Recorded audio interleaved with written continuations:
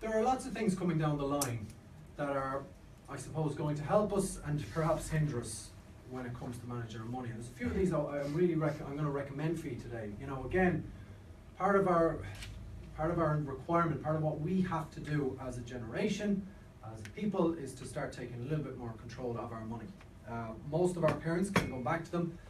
Their pension they'd no idea of.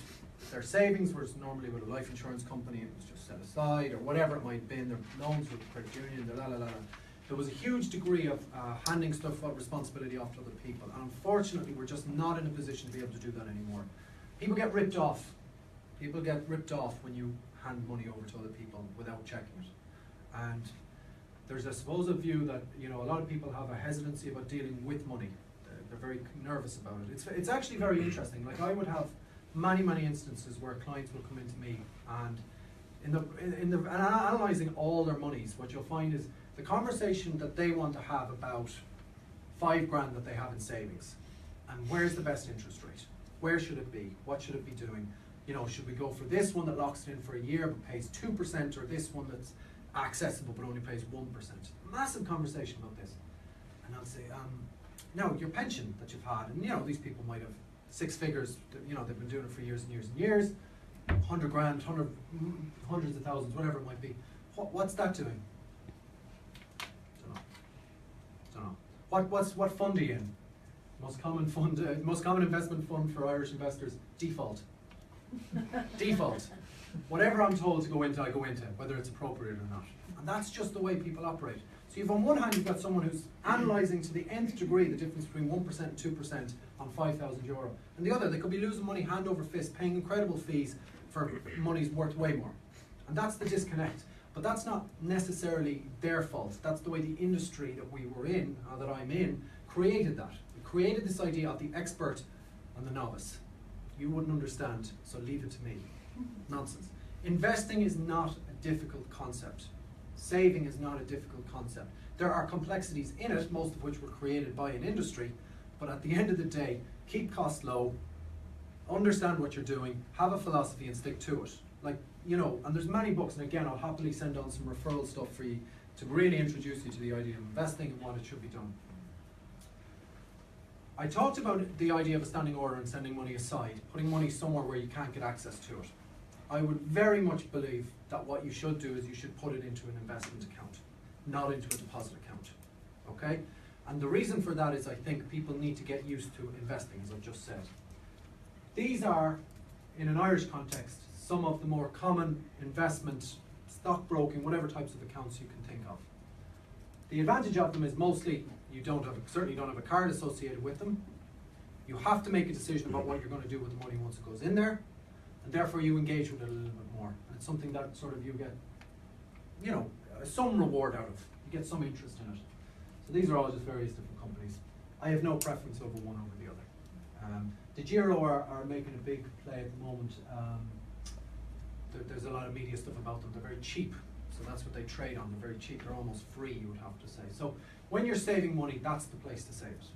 That's how you do it, not in a bank. With regard to banking itself then, there are some interesting developments coming down the line. Most of us, I would contend, are probably in AIB, Bank of Ireland, PTSB, maybe some in KBC or whatever it might be. The way that we deal with our banks are also, is probably does need to change as well, and it is changing slowly. Banks are, in an Irish context, institutions. They have physical presence. You have to go in, you have to defer to them, they're the boss. It's all that type of way. Our relationship is very skewed. Rather than them servicing us, we service them. It's completely skewed, really, in my mind. We pay them for the pleasure of them holding our money. It's just the whole thing just makes no sense to me. We have a couple of interesting ones coming down, sort of disruptors in the area of banking. N26 are a German company, and they are underpinned by one large German bank, but they're essentially an IT startup that kicked off. They're looking for customers. The big thing about N26 is that they are free, so it's sort of free banking, and they're international. Well, let's say European, I suppose is the best way to say it. So you can go to France, if you do a lot of travel, in fact these are definitely a bank for you, because They don't charge for ATM withdrawals, they don't charge for anything like that. It's free banking. And very interestingly, again, to see where technology is moving, most of us, if we've ever gone to open a bank account, we know it's a pain. Oh, you need this, you need proof of address, you need to show us your ID, and so on and so forth. You have to be there. Oh, you missed your appointment. Oh, you know, you have to take time out of work because they're only open 9 to 5. Yeah, some of them on Saturday mornings maybe, but anyway. These guys are great. I went and I applied to open an account with them. They have an app on the phone, and a lot of this is phone-based and stuff like that, you know, uses your smartphone. Clicked on anyway to set up the account. The next thing it asks me, can I take control of my camera? I said, yeah, I suppose that's fine. Next thing, it opens up on the screen, a lovely German man is there looking at me. Hello, he says, hello. You Ross Kern? I am, yeah. He says, okay, you want to open your account? Yes, I do, please. He says, okay, do you have your driver's license with you? I do, yeah. Great, do you mind showing it on the phone? Put the phone over, snap. Thank you, that's very much. Okay, that's the account opened. You know, he's sitting in Germany. So, there is technology coming, and it is helping us to do all this type of stuff. So N26 are available. Again, if you don't have access to them, again, they'd be a good bank for people to have. You know, get rid of the ones with the high charges and all that type of stuff. Starling Bank are a UK bank, but again, they'll be pan-European. One of the interesting things about you know, we've all moved to IBAN systems. So the interesting thing about the IBAN is that it's pan-European, and what that means is that we're no longer constrained to only dealing with Irish banks, because the transfer of money now can happen just straightforward. Everyone's IBAN in Europe is the same.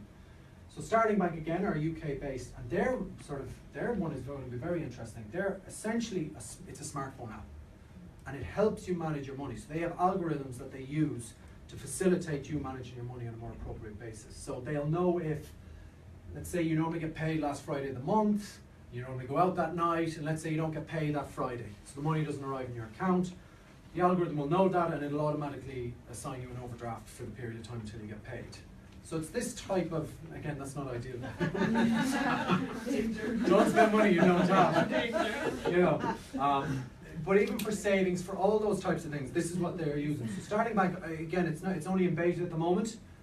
Be at the front of this. Be at the front of this. Go on, look up Starling and register. And when they open, those are the types of things.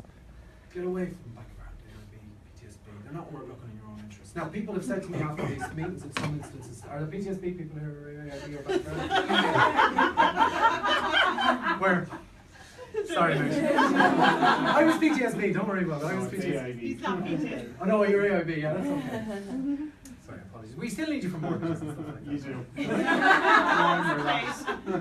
So this is what I'm saying, is these types of things are much, much more, I suppose, user-friendly. They're, you know, developing technology. And again, get to the front of this queue. That's what technology is all about.